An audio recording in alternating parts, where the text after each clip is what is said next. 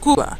Indicios de un plan gubernamental de exterminio masivo. Las maneras en que se manifiesta el desprecio gubernamental contra los cubanos son múltiples y variadas, desde el burocratismo hasta la represión. ¿Cómo están, amigos? Bienvenidos a Noticias Importantes. Comenzamos. Durante 6 décadas de dominio totalitario, el gobierno castrista ha dado constantes muestras de odio y desprecio hacia el pueblo cubano. Ese odio se manifiesta de varias maneras, pero quizás la más dolorosa sean los sostenidos intentos de diezmar la población. Algunos de estos propósitos de exterminio masivo han sido más evidentes, como los fusilamientos comenzados desde enero de 1959, fusilamientos que primero fueron selectivos, contra antiguos miembros del ejército que en su mayoría no habían cometido ningún crimen, pero que pronto se volvieron masivos. Fidel Castro empezó el paredón del mismo modo en que fue empleada la guillotina durante la Revolución Francesa. Hizo fusilar e incluso a partidarios de la revolución. No obstante, los esfuerzos por exterminar a la población de la isla por el general son más sutiles. Por ejemplo, hace al menos un par de lustros que a los ancianos con fractura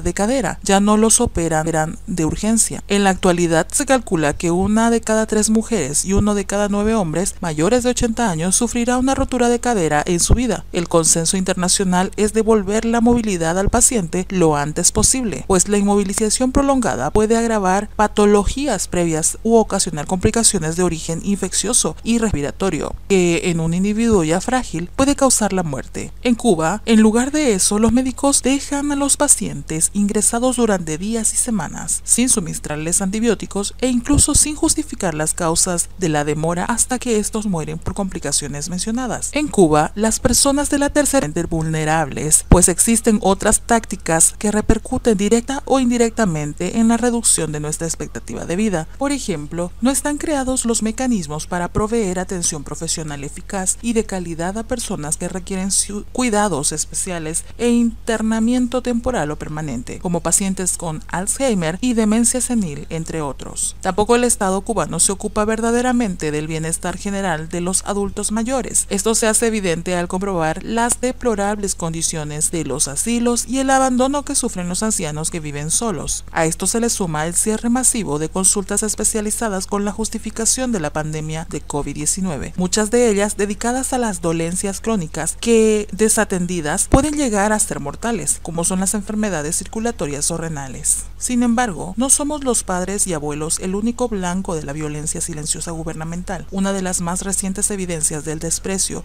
que el régimen castrista siente por el pueblo es la manera en que han conducido el absurdo experimento para la creación de las vacunas cubanas para garantizar la participación masiva en el estudio clínico. El gobierno ha implementado una táctica macabra que consiste en la combinación a partes iguales de desinformación, propaganda y chantaje. Por una parte, en los médicos al servicio del régimen se refieren a las sustancias en prueba como vacunas y a inyectar con ellas a las personas. Las vagas alusiones iniciales a las etapas de ensayo clínico han quedado ya prácticamente en el olvido, a la vez que la manera oficial de referirse a la participación en el experimento lo hace parecer obligatorio. La coalición para sumar participantes se incrementa fuera de cámara. Quienes no se dejan inyectar no reciben autorización para viajar entre provincias. Quienes no dejen inyectar a sus hijos no podrán enviarlos a la escuela. El chantaje afecta incluso a la población penal, amenazada de no disfrutar de vistas ni paisajes. En resumen, las maneras en que se manifiesta el desprecio del régimen contra los cubanos son múltiples y variadas, desde el burocratismo hasta la represión, pasando por el chantaje político y el desabastecimiento. Pero quizás la más angustiosa sea el total desamparo en el ámbito de la salud. Las farmacias cubanas están vacías. Creyentes y ateos rezamos para no enfermarnos, porque todos sabemos que en tal caso nadie hará nada por nosotros. Ya ni siquiera se ingresa a las personas con COVID, sino que se les deja transitar la enfermedad como puedan en sus casas. Continuamos con noticias importantes y en otros temas. Vergüenza nacional, coma y váyase, políticos mexicanos contra la visita de Díaz-Canel. Felipe Calderón rechaza la presencia en las fiestas nacionales de un dictador que encierra a decenas de ciudadanos cubanos.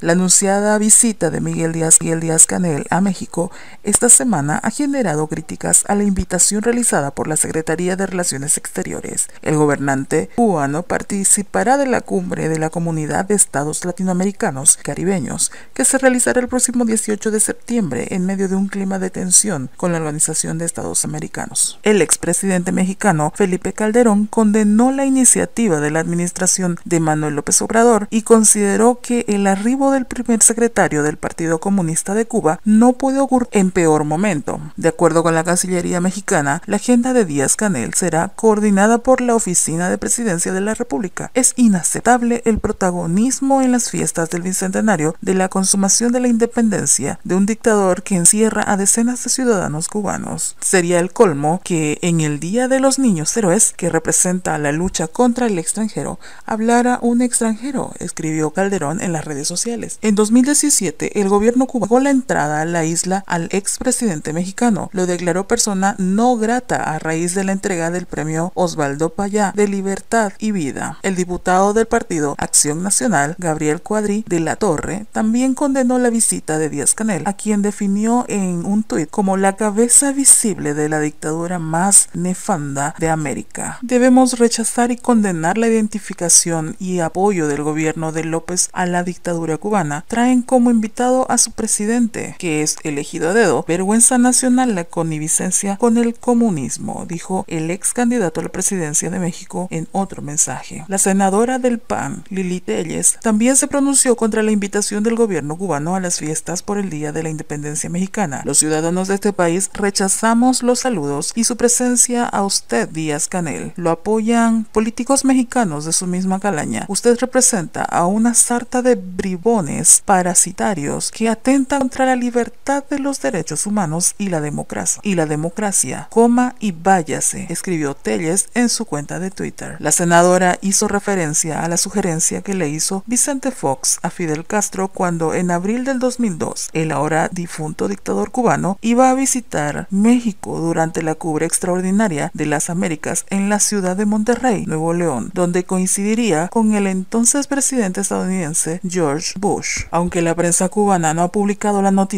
ni Díaz-Canel ha mencionado nada, en sus redes sociales el diario mexicano La Jornada confirmó con la Cancillería mexicana la presencia del gobernante cubano en la reunión de la CELAC y en los festejos por el 211 aniversario de la independencia del país. Esta será la tercera visita de Díaz-Canel a México. El representante del régimen ha encontrado un aliado en Manuel López Obrador, quien ha establecido controvertidos acuerdos con el Estado cubano para que la contratación, cuyas condiciones que son calificadas por organizaciones de derechos humanos como de esclavitud moderna. El gobernante mexicano apoyó públicamente al régimen cubano, mientras la comunidad internacional condena la represión a los manifestantes del 11 de julio. Y bien amigos, así vamos terminando las noticias del día. No olviden suscribirse y compartir con sus amigos y familiares. Patria y vida, mis hermanos. Hasta pronto.